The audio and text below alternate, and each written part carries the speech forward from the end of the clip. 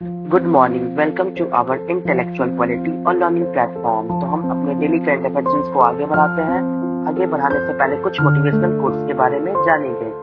बदला लेंगे हर एक अपमान का, वक्त आ गया है ऊंची उड़ान का। इसलिए परिश्रम करिए और एक दिन सफलता जरूर हाथ लगेगी। और उस दिन हम उन लोगों को बताएंगे जो आप लोग पे अपमान करते थे, आप लोग को बुरा भला करते थे। इसलिए कठिन से कठिन परिश्रम करिए, सफलता एक दिन अवश्य मिलेगी। तो इसी के साथ हम अपने डेली करंट अफेयर सीरीज की ओर आगे बढ़ते हैं।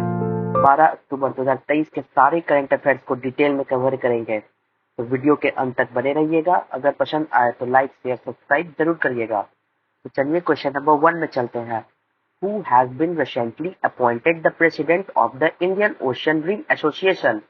हाल ही में हिंद महासागर रिम एसोसिएशन का अध्यक्ष किसे नियुक्त किया गया है? तो हमारा राइट आंसर हो जाएगा श्रीलंका। श्रीलंका को अभी हाल ही में हिंद महासागर रिम एसोसिएशन का अध्यक्ष नियुक्त किया गया है। तो जानते हैं इसके बारे में कुछ फैक्ट्स। तो श्रीलंका अगले 2 वर्षों के लिए 2023 से 25 IORA Indian Ocean Rim Association के अध्यक्ष का पद संभालेगा, जबकि भारत एसोसिएशन का उपाध्यक्ष बनेगा, यानी वाइस प्रेसिडेंट हमारा इंडिया रहेगा। इसका जो थीम है 23वीं कोलंबो बैठक का विषय क्षेत्रीय वास्तुकला को मजबूत करना है, जिसमें हिंद महासागर की पहचान को मजबूत करना था।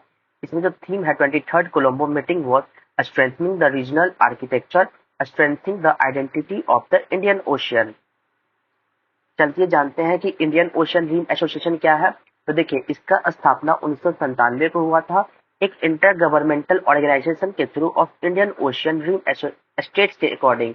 इसमें जो मेंबर्स है Africa, West Asia, South Asia, South East Asia और ओशनिया, यानी कि ये सारे कंट्री इसके मेंबर हैं। और मेंबर कंट्री के बारे में जानते हैं तो Australia, Bangladesh, Comoros, France, India, Indonesia, Iran, Kenya, Madagascar, Malaysia, Maldives, Mauritius, Mozambique, Oman, Seychelles, Singapore, Somalia, South Africa, Sri Lanka, Tanzania, Thailand, United Arab Emirates and Yemen, ये सारे कंट्रीज इस इंडियन ओशियन रिम एसोसिएशन के मेंबर है। इसकी स्थापना 1997 को हुई थी। ये एक इंटर गवर्नमेंटल ऑर्गेनाइजेशन है जो इंडियन ओशन से रिलेटेड जो भी प्रॉब्लम्स आएंगी उसको सुलझाने के लिए ये लोग मदद करेंगे। और ये हमारा हिंद महासागर का बहुत ही बड़ा मेंबर्स है। तो चलिए नेक्स्ट क्वेश्चन में चलते हैं। क्वेश्चन नंबर 2 में, हाल ही में युवा मितान परिवहन योजना कहाँ शुरू की गई है? वेयर वॉज युवा मितान परिवहन योजना लॉन्च रिसेंटली? तो हमारा राइट आंसर हो जाएगा छत्तीसगढ़। छत्तीसगढ़ में युवा मितान परिवहन योजना को शुरू किया गया है। तो जानते हैं इसके बारे में कि क्या है ये। तो छत्तीसगढ़ के मुख्यमंत्री भूपेश बघेल, ये याद रखिएगा कि सीएम के मुख्यमंत्री छत्तीसगढ़ के मुख्यमंत्री कौन है? तो भूपेश बघेल जी है। इनके द्वारा लॉन्च किया गया है कि अपने निवास कार्यालय में आयोजित एक कार्यक्रम में छत्तीसगढ़ युवा मितान परिवहन योजना का शुभारंभ किया है। इसके तहत कॉलेज में पढ़ने वाले छात्रों को घर से कॉलेज तक मुफ्त परिवहन सुविधा भी मिलेगी। और इसके अकॉर्डिंग छत्तीसगढ़ के जो युवा मितान परिवहन योजना के तहत छात्रों को घर से कॉलेज तक आने जाने की सुविधा मिलेगी। साथ साथ निःशुल्क परिवहन से छात्रों के लिए उच्च शिक्षा भी प्राप्त करना आसान हो जाएगा, यानी कि ट्रैवलिंग कॉस्ट इसको बिल्कुल नहीं लगेगी, जिससे लोगों को खर्च बचेंगे अपने ट्रांसपोर्टेशन पे। तो ये काम सबसे अच्छा किया गया है हमारे छत्तीसगढ़ के राज्य सीएम के द्वारा, भूपेश बघेल जी के द्वारा ये लॉन्च किया गया है। इसका नाम क्या है? तो छत्तीसगढ़ युवा मितान परिवहन योजना। याद रखिएगा बस स्कीम का नाम, ये आपके लिए इम्पोर्टेंट है। तो नेक्स्ट क्वेश्चन नंबर 3 में चलते हैं। हाल ही में अबू वीर दिशोम अभियान कहाँ शुरू किया गया है? Where was Abu Veer Dishom campaign started recently? तो हमारा राइट आंसर हो जाएगा झारखंड। झारखंड राज्य में अबू वीर दिशोम कैंपेन को लॉन्च किया गया है। तो जानते हैं इसके बारे में कि क्या है। तो अबू वीर दिशोम अभियान 2023 झारखंड राज्य में शुरू किया गया है। इस अवसर पर वनों पर निर्भर लोगों एवं समुदाय को वन अधिकार पट्टा देने के लिए ग्राम स्तर पर वन अधिकार समिति का गठन एवं पूर्ण गठन करने का संकल्प लिया गया है। इसमें हमारे झारखंड के मुख्यमंत्री हेमंत सोरेन जी ने प्रस्तावित अबुआ वीर दिशोम अभियान 2023, जिसका मतलब है वन अधिकार अभियान 2023 को लागू करके जल, जंगल, जमीन और उसके संसाधनों की रक्षा के लिए समर्पित और ठोस प्रयास करने और वन अधिकारों के नियमों के अनुसार अनुशंसा करने का भी संकल्प लिया है। तो ये काम किसके द्वारा लॉन्च किया गया है? तो झारखंड के सीएम हेमंत सोरेन जी के द्वारा इसको लॉन्च किया गया है।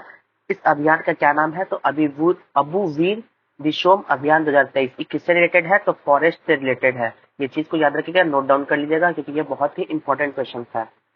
क्वेश्चन नंबर 4 में चलते हैं। हाल ही में वैज्ञानिकों ने किसे छठे मूल स्वाद के अस्तित्व की खोज की है, यानी कि recently scientist have discovered the existence of which 6 basic taste. जो हमारे जीव में बहुत सारे प्रकार के टेस्ट होते हैं, उसमें छठे टेस्ट, जैसे 5 टेस्ट हम लोग जानते हैं, तो 5 टेस्ट के अकॉर्डिंग एक और टेस्ट को ऐड कर दिया गया है, जिसको 6 टेस्ट के नाम से भी जाना गया है। तो किस साइंटिस्ट ने अभी हाल ही में किस चीज को लेकर डिस्कवर किया है? तो सेंसेशन को लेकर, यानी कि हमारे टंग में सेंसेशन का भी फीलिंग होता है। तो चलिए जानते हैं क्या। ये देखिए, हमारे जो जीभ के पिछले हिस्से हैं उसमें बीटर होता है, मतलब तीखापन, और इसके हमारे जीभ के लेफ्ट साइड और दोनों साइड सावर यानी खट्टापन महसूस होता है। और यहाँ पे स्टार्टिंग में स्वीट्स मीठा, और उसके जस्ट स्टार्टिंग में सॉल्टी हल्का नमकीन लगेगा, और बीच में लीमामी फ्लेवर आएंगे आपको। तो जानते हैं कि वो छठा टेस्ट क्या है। देखिए, the traditional 5 basic states taste sweets, sour, salty, bitter and umami have been part of our understanding of taste for year. ये हम लाखों साल से जान रहे हैं कि हमारा जो पारंपरिक 5 बुनियादी स्वाद है, मीठा, खट्टा, नमकीन और कड़वा और उमामी, ये वर्षों में स्वाद की हमारी समझ का हिस्सा रहे हैं। लेकिन हाल ही में वैज्ञानिकों ने शोध के अनुसार छठी बुनियादी स्वाद अनुभूति का प्रमाण सामने आया है। तो रिसर्चर्स ने क्या खोज किया है? तो शोधकर्ताओं ने अमोनियम क्लोराइड को मीठा, खट्टा, नमकीन, कड़वा और उमामी के साथ छठे बुनियाद स्वादी संवेदना के रूप में पहचाना है। यानी जो हमारा छठा टेस्ट होगा वो क्या होगा? Ammonium chloride. इसमें बताया जा रहा है कि नेचर कम्युनिकेशन के अकॉर्डिंग इसमें प्रकाशित अध्ययन से पता चलता है कि कुछ सेकेंडिंग वीआई कैंडीज में पाया जाने वाला अमोनियम क्लोराइड जीभ पर OTOP1 प्रोटीन रिसेप्टर का सक्रिय करता है, जिससे खट्टे स्वाद का पता लगाने के लिए जिम्मेदार यह रिसेप्टर कोशिकाओं के भीतर हाइड्रोजन आयन सांद्रता पर अमोनियम क्लोराइड के प्रभाव पर प्रतिक्रिया करता है। यानी ये अमोनियम क्लोराइड की वजह से ही हमें पता चलता है कि हम कुछ मीठा खा रहे हैं या खट्टा खा रहे हैं या नमकीन खा रहे हैं, ये अमोनियम क्लोराइड की वजह से ही हो रहा है। तो हमारे जो जीभ का जो छठा टेस्ट है उसको हम लोग सेंसेशन के नाम से जानेंगे, यानी अमोनियम क्लोराइड की वजह से ही हमें टेस्ट के बारे में पता चलता है कि टेस्ट कैसे होते हैं, कैसे फील होते हैं। तो ये था टेस्ट के रिलेटेड, इसको आप याद रखिएगा। नेक्स्ट क्वेश्चन में चलते हैं। क्वेश्चन नंबर 5 में, साम्या हसन हाल ही में JNU से डॉक्टरेट की मानद उपाधि प्राप्त करने वाली पहली महिला किस देश से है? वह राइट आंसर हो जाएगा तंजानिया। तंजानिया देश से साम्या हसन को फर्स्ट वुमेन है जो JNU से उनको सम्मानित किया गया है। तो देखिए, ये है साम्या हसन, आपको दिख रहा होगा। इनको सम्मानित किया गया है JNU के द्वारा। जानते हैं इनके बारे में क्या है? देखिए, तंजानिया की ये राष्ट्रपति है साम्या सुलुहु हसन को जवाहरलाल नेहरू विश्वविद्यालय द्वारा डॉक्टरेट की मानद उपाधि से सम्मानित किया गया। वह इस सम्मान से सम्मानित होने वाली पहली महिला बन गई, यानी फर्स्ट महिला। ये पॉइंट आपको याद रखिएगा, नोट डाउन कर लीजिए स्टार बनाकर, ये बहुत ही इंपॉर्टेंट है। इस अवसर पर आभार व्यक्त करते हुए डॉक्टर हसन ने कहा कि यह सम्मान हमेशा उनकी स्मृति में रहेगा, क्योंकि विदेश में उनके लिए यह पहला पुरस्कार यानी फर्स्ट पुरस्कार दिया गया है तंजानिया के प्रेसिडेंट साम्या सुलुहु हसन जी को। इसमें विदेश मंत्री हमारे डॉक्टर एस जयशंकर ने कहा कि शिक्षा और क्षमता निर्माण भारत तंजानिया संबंधों के महत्वपूर्ण पहलू है। इसमें 5,000 से अधिक तंजानिया नागरिकों को भारत के शैक्षणिक संस्थानों में प्रशिक्षित किया गया है, यानी कि तंजानिया के स्टूडेंट हमारे इंडिया में आके एजुकेटेड यानी कि शिक्षा प्राप्त कर रहे हैं। ये हमारे लिए बहुत ही महत्वपूर्ण वाली बात है। तो इसको बताने वाले हमारे विदेश मंत्री डॉक्टर एस जयशंकर जी हैं। तो चलिए नेक्स्ट क्वेश्चन में चलते हैं। क्वेश्चन नंबर 6 में, हाल ही में किस राज्य ने गंगा डॉल्फिन को राज्य जलीय जीव घोषित किया गया है? Which state has recently declared Ganga dolphin as a state aquatic animal? यानी कि राज्य का एक्वेटिक एनिमल कौन से स्टेट ने घोषित किया है? तो हमारा राइट आंसर हो जाएगा उत्तर प्रदेश। उत्तर प्रदेश के जिले ने हाल ही में गंगा डॉल्फिन को अपना स्टेट एक्वेटिक एनिमल घोषित किया गया है। तो जानते हैं क्या है रीजन? देखो, गंगा डॉल्फिन उत्तर प्रदेश में गंगा नदी में पाई जाने वाली डॉल्फिन गंगा नदी के अलावा यमुना, चंबल, घाघरा, राप्ती और गेरुआ आदि नदियों में भी पाई जाती है। इसमें जो चीफ मिनिस्टर है यूपी के योगी आदित्यनाथ जी ने इनके आधिकारिक तौर पर गंगा डॉल्फिन को राज्य के जलीय जीव के रूप में नामित किया गया है, जिसमें सीएम योगी ने तालाबों और नदियों की शुद्धता को बनाए रखने के महत्व को रेखांकित किया है, जहां ये डॉल्फिन आमतौर पर पाई जाती है, जिनमें गंगा, यमुना, चंबल, घाघरा, राप्ती और गिरवा जैसी नदियां भी शामिल है। तो ये गैंगेटिक डॉल्फिन कहाँ पाई जाती है? तो ये सारी नदियों में पाई जाती है, गंगा, यमुना, चंबल, घाघर, राप्ती और गिरवा नदी में। तो हाल ही में यूपी के सीएम योगी आदित्यनाथ जी ने ऑफिशियल अनाउंसमेंट कर दिया है कि गैंगेटिक डॉल्फिन को हम लोग स्टेट के एक्वेटिक एनिमल्स के कैटेगरी में लिस्टेड करेंगे। नेक्स्ट क्वेश्चन में चलते हैं, क्वेश्चन नंबर 7 में। हाल ही में सरकार के किस मंत्रालय ने श्रेष्ठ योजना शुरू की है? तुम्हारा राइट आंसर हो जाएगा ministry of social justice and empowerment. Empowerment इस मंत्रालय के द्वारा गवर्नमेंट ने भी हाल ही में श्रेष्ठ स्कीम को लॉन्च किया है। तो जानते हैं कि ये श्रेष्ठ योजना क्या है आखिर। तो चलिए, श्रेष्ठ योजना का प्राथमिक उद्देश्य ये है कि सरकारी विकास पहलों की पहुंच का विस्तार करना और शिक्षकों के क्षेत्र में एसटी छात्रों को आगे बढ़ाना है, यानी कि शेड्यूल कास्ट स्टूडेंट्स को आगे बढ़ाना है इस फील्ड में। श्रेष्ठ स्कीम्स का बहुत ही बड़ा योगदान होगा। इसका प्राइमरी ऑब्जेक्टिव यही है कि एसटी स्टूडेंट्स को हमको आगे बढ़ाना है एजुकेशन के क्षेत्र में। हाल ही में ये बताया जा रहा है कि केंद्र सरकार की सामाजिक न्याय और अधिकारिता मंत्रालय ने अनुसूचित जातियों को आगे की शिक्षा देने और सामाजिक आर्थिक प्रगति को बढ़ाने के उद्देश्य से श्रेष्ठ योजना शुरू की है। तो श्रेष्ठ योजना शुरू करने वाला कौन है? तो ministry of social justice and empowerment के द्वारा श्रेष्ठ योजना को लागू किया गया है। तो किसके पर्पज के लिए? तो एससी स्टूडेंट्स के लिए ये ज्यादातर फायदे किया जाएगा, इसलिए श्रेष्ठ स्कीम को लाया गया है कि इस एससी स्टूडेंट्स को आगे बढ़ाया जाएगा शिक्षा के क्षेत्र में। तो चलिए नेक्स्ट क्वेश्चन में चलते हैं, क्वेश्चन नंबर 8 में। हाल ही में उत्तर प्रदेश के प्रतापगढ़ रेलवे स्टेशन का नाम क्या रखा गया है? तो हम जैसा जानते हैं कि यूपी में बहुत सारे नाम चेंज हुए हैं, तो उसी में से भी एक प्रतापगढ़ रेलवे स्टेशन है जिसका नाम चेंज किया गया है। तो उसका नाम क्या रखा गया है? तो माँ बेला देवी धाम प्रतापगढ़। तो इसका नाम टूरिस्ट प्लेस यानी कि रीजनल टूरिस्ट प्लेस के नाम पे रखा गया है। माँ बेला देवी धाम प्रतापगढ़, प्रतापगढ़ रेलवे स्टेशन का नाम चेंज करके ये रखा गया है। इसका रीजन क्या है? तो उत्तर प्रदेश के प्रतापगढ़ जिले में 3 रेलवे स्टेशनों के नाम बदल दिए गए हैं। देखिए, अंडर दिस प्रतापगढ़ जंक्शन का नाम चेंज करके रख दिया है माँ बेला देवी धाम प्रतापगढ़ जंक्शन, और Antu junction has been renamed as Maa Chandrika Devi Dham Antu junction, और देखिए Vishwanathganj junction has been renamed as Shanidev Dham Vishwanath junction. इसके तहत अब प्रतापगढ़ जंक्शन का नाम बदलकर माँ बेला देवी धाम कर दिया गया है। तो ये है हमारा इस क्वेश्चन का डिटेल। तो नेक्स्ट क्वेश्चन में चलते हैं, क्वेश्चन नंबर 9 में। In which continent Mount Blanc located? किस कॉन्टिनेंट में, किस महाद्वीप में माउंट ब्लैंक स्थित है? तो हमारा राइट आंसर हो जाएगा यूरोप। यूरोप महाद्वीप में माउंट ब्लैंक लोकेटेड है। तो देखिए, ये आपको माउंट ब्लैंक दिख रहा है, कहाँ पे है? तो स्पेन, फ्रांस, इटली और अफ्रीका, इसके चारों पड़ोसी देश है, और उसके बगल में स्विट्जरलैंड। ठीक है, तो किस महाद्वीप? तो ये एक यूरोप कंट्री है, तो यूरोप महाद्वीप में माउंट ब्लैंक लोकेटेड है। तो जानते हैं इसके बारे में। शोधकर्ताओं के अनुसार पश्चिमी यूरोप में स्थित माउंट ब्लैंक की ऊंचाई कम हो गई है और वर्ष 2021 के बाद इसकी ऊंचाई 2.2 मीटर की गिरावट आई है, यानी कि ये और नीचे जाते जा रहा है।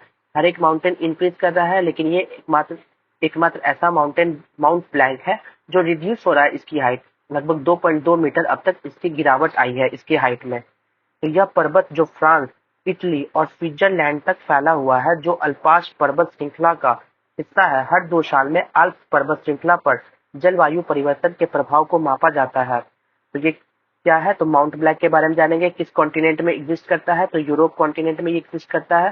रीजन क्या है, क्यों ये एग्जाम करंट अफेयर्स में आया है? तो इसका डिक्रीमेंट हो रहा है, हर साल डिक्रीमेंट हो रहा है, इस वजह से माउंट ब्लैंक को न्यूज में ऐड किया गया है। डेली करंट अफेयर्स का लास्ट क्वेश्चन, अभ्यास भारत एनसीएक्स 2023 किस क्षेत्र से संबंधित है? हमारा राइट आंसर हो जाएगा साइबर सिक्योरिटी। साइबर सिक्योरिटी है जो एक्सरसाइज इंडिया एनसीएक्स 2023 से संबंधित है। देखिए, Bharat national cyber security exercise 2023 का ये पहला होने वाला है। राष्ट्रीय सुरक्षा परिषद सचिवालय द्वारा आयोजित एक कार्यक्रम में भारत के साइबर सुरक्षा बुनियादी ढांचे को मजबूत करने के लिए राष्ट्रीय साइबर सुरक्षा अभ्यास भारत एनसीएक्स 2023 का दूसरा संस्करण लॉन्च किया गया, यानी पहला संस्करण हो चुका है, ये सेकेंड एडिशन है। Second edition national security council secretariat के द्वारा है, जिसका नाम रखा गया है भारत एनसीएक्स 2023। ये नेशनल साइबर सिक्योरिटी का एक्सरसाइज है जिसका नाम भारत एनसीएक्स 2023 रखा गया है। ये हमारे इंडिया के मजबूत करेंगे साइबर सिक्योरिटी के क्षेत्र में। ये जो भारत एनसीएक्स 2023 है, इसका उद्देश्य है कि सरकारी और महत्वपूर्ण क्षेत्र के संगठनों के साथ साथ सार्वजनिक और निजी एजेंसियों के वरिष्ठ प्रबंधन और तकनीकी कर्मियों का व्यापक प्रशिक्षण प्रदान करना है। इसमें मेन फोकस रहेगा कि लोगों को प्राइवेट एजेंसीज और पब्लिक एजेंसी को बढ़ावा दिया जाएगा और इसमें ज्यादातर जो होगा कि साइबर सिक्योरिटी से रिलेटेड हमारे इंडिया के साइबर सिक्योरिटी इंफ्रास्ट्रक्चर को मजबूत किया जाएगा। तो चलिए लास्ट डे के हम सारे करंट अफेयर्स को रिवीजन मोड में कवर करेंगे। 11 अक्टूबर 2023 के सारे करंट अफेयर्स को रिवीजन मोड में स्टार्ट करते हैं। क्वेश्चन नंबर 1, हाल ही में भारत के बाहर विश्व के दूसरे सबसे बड़े मंदिर का उद्घाटन यूएसए में किया गया है, यूनाइटेड स्टेट ऑफ अमेरिका में। क्वेश्चन नंबर 2 में 16वीं कृषि विज्ञान कांग्रेस का आयोजन कोची में किया गया है। क्वेश्चन नंबर 3, एशियाई खेल 2023 में भारतीय पुरुष हॉकी टीम ने किसे हराकर स्वर्ण पदक जीता है?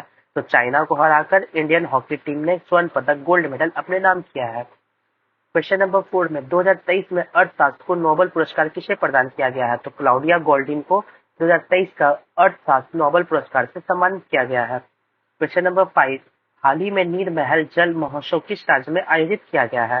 राइट आंसर होगा त्रिपुरा। त्रिपुरा में नीर महल जल महोत्सव को आयोजित किया गया है। Question number 6, the book of life my dance with Buddha for success पुस्तक किसने लिखा है? तो विवेक रंजन अग्निहोत्री के द्वारा इस बुक को लिखा गया है। क्वेश्चन नंबर 7, भारत नौसेना ने हाल ही में मानवीय सहायता और आपदा राहत अभ्यास चक्रवात कहाँ शुरू किया है? तो गोवा में इस आपदा राहत अभ्यास शुरू किया गया है, चक्रवात जिसका नाम दिया गया है। क्वेश्चन नंबर 8, हाल ही में स्पेक्स 2030 पहले किसने शुरू किया है? तो वर्ल्ड हेल्थ ऑर्गेनाइजेशन ने स्पेक्स, जिसका मतलब होता है आई से रिलेटेड प्रॉब्लम्स को सॉल्व करना। क्वेश्चन नंबर 9, हाल ही में किस राज्य के काजू को जीआई टैग प्राप्त हुआ है? तो राइट आंसर है गोवा। गोवा राज्य का काजू को जीआई टैग से सम्मानित किया गया है। क्वेश्चन नंबर 10, हाल ही में मैरोंग टनल कहाँ शुरू हुआ है? तो जम्मू एंड कश्मीर में मैरोंग टनल का शुभारंभ किया गया है, नितिन गडकरी जी के द्वारा इसको बनाया जा रहा है। तो चलिए क्वेश्चन ऑफ द डे में चलते हैं। आज का हमारा क्या क्वेश्चन है? BC Roy awarded is given in the field of. BC Roy पुरस्कार किस क्षेत्र में दिया जाता है? मेडिसिन के क्षेत्र में, म्यूजिक के क्षेत्र में, इन्वायरमेंट के क्षेत्र में या जर्नलिज्म के क्षेत्र में? आपको आंसर कमेंट बॉक्स में देना होगा। यहाँ तक वीडियो को देखने के लिए thank you so much guys. हमारे चैनल को लाइक करिए, सब्सक्राइब करिए और शेयर करिए।